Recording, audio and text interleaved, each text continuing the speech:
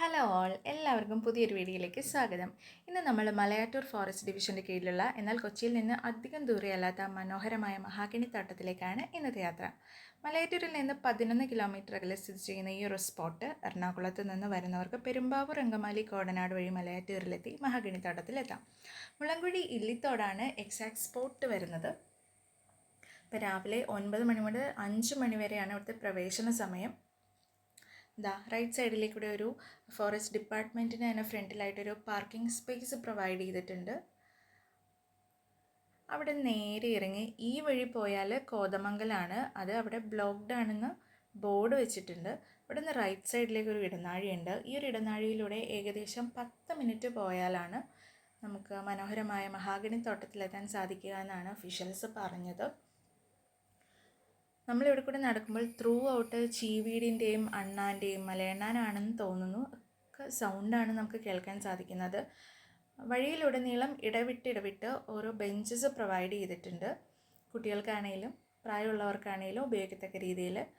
വഴിയിലുടനീളം ചെറിയ പാറകൾ ഇങ്ങനെ ഉയർന്നു നിൽക്കുന്നത് കൊണ്ട് നമുക്ക് കുഞ്ഞുങ്ങളെ നടത്തിക്കൊണ്ട് പോകാൻ സാധിക്കില്ല. നമ്മുടെ മലയാളം ബിഗ് ബജറ്റായ പുലിമുരുകൻ മുതൽ ബ്രഹ്മാണ്ഡ സിനിമയായ ബാഹുബലി വരെ ഇവിടെയാണ് ചിത്രീകരിച്ചിരിക്കുന്നത്.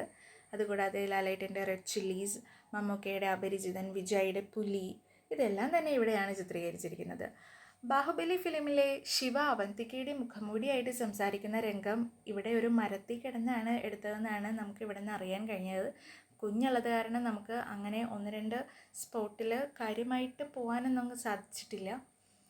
പക്ഷേ എല്ലാവരും അവിടുത്തെ ചേച്ചിമാരോടൊക്കെ ചോദിച്ച് ആ സ്ഥലമൊക്കെ പോയി സെപ്പറേറ്റ് കാണുന്നുണ്ട്. പുലിമുരുകനായിക്കോട്ടെ, ലാലേട്ടൻ്റെ പുലിമുരുകൻ്റെ വലിയൊരു ഭാഗം ചിത്രീകരിച്ചത് ഇവിടെ തന്നെയാണെന്നാണ് പറഞ്ഞത്.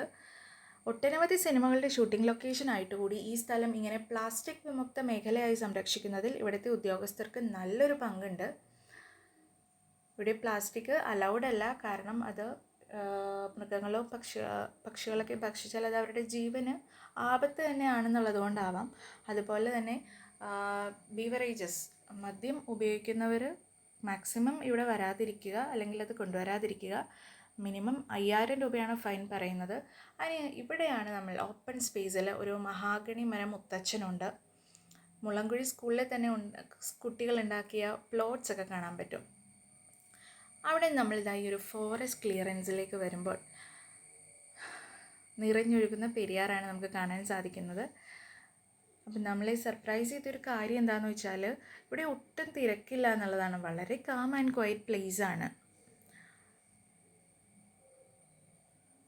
നമുക്ക് ആവശ്യമുള്ളവർക്ക് വെള്ളത്തിൽ ഇറങ്ങി എത്ര സമയം വേണമെങ്കിലും കളിക്കാം, കുളിക്കാം. അങ്ങനെയൊരു രീതിക്കാണ് ഇവിടം അറേഞ്ച് ചെയ്തിരിക്കുന്നത്. ഇവിടെ ഒരു ഡേഞ്ചർ ലൈനൊക്കെ കിട്ടിയിട്ടുണ്ട്.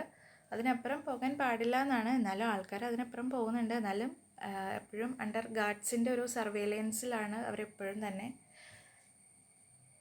കുട്ടികൾക്കൊക്കെ ഒരുപാട് ഇഷ്ടമാകും ഈ ഒരു സ്ഥലം. ആൻഡ് വേറൊരു പ്രത്യേകത എന്ന് വെച്ചാൽ ഈ വെള്ളത്തിൻ്റെ ഒരു പ്രത്യേകതയാണ്. വളരെ ക്ലിയർ വാട്ടറാണ്. അടിയിലുള്ള പാറകളൊക്കെ വളരെ വിസിബിളായിട്ട് നമുക്ക് കാണാൻ സാധിക്കും. അപ്പോൾ ഈ വീഡിയോ ഇഷ്ടമായെങ്കിൽ ലൈക്ക് ചെയ്യണേ. പുതിയ വീഡിയോകൾക്കായി സബ്സ്ക്രൈബ് ചെയ്യുക. അപ്പോൾ പുതിയൊരു വീഡിയോയിലൂടെ കാണുന്നത് വരെ ടാറ്റ, ബൈ ബൈ.